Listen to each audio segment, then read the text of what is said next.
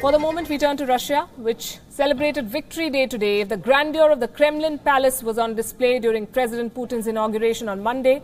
Today, Moscow's Red Square flaunted Russia's military might. Our next report brings you the sights, sounds and stories of this spectacular ceremony.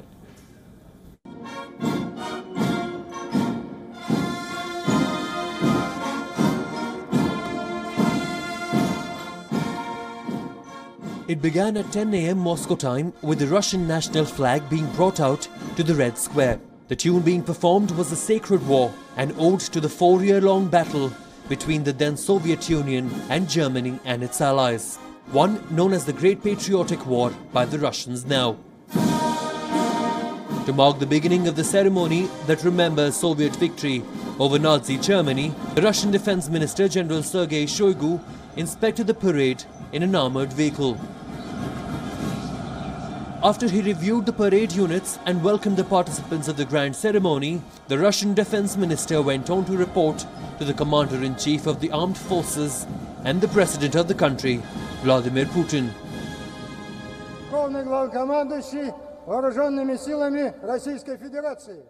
President Putin made a long and moving speech valorizing the sacrifices of the war that went on for close to half a decade. And as he remembered the Great War, the Russian President had a word of caution for the current world order too. Война всегда вызов самой жизни, всему лучшему в ней.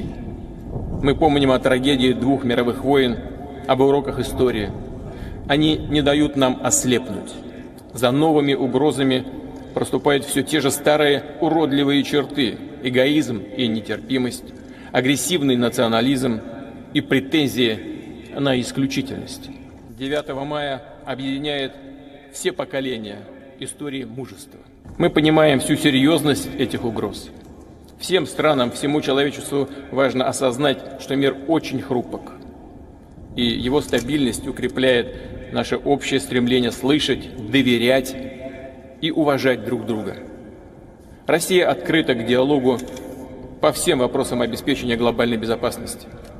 Готова к конструктивному, равноправному партнерству ради согласия, спокойствия и прогресса на планете. Сейчас наши сердца.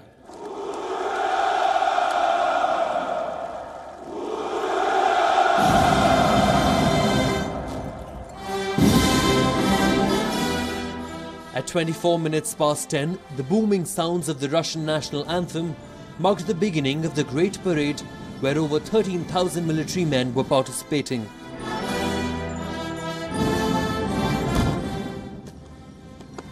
Шагом марш! It opened with a march past of the drummers from the Moscow Military School, which was quickly followed by a march by the youngest participants of the parade, a company from the Suvorov Military School. The youngest paved way for the strongest, most efficient and most powerful units of the Russian army. Various cadets of the Russian army, navy and military police took to the Red Square in a grand display of might. The crowds cheered the coordinated steps of the cadets to the tunes of war songs. There was room for more cheer when the female graduates of military school establishments, who hold the post of translators and communication specialists, came to the Red Square. And then came the grand display of military weapons.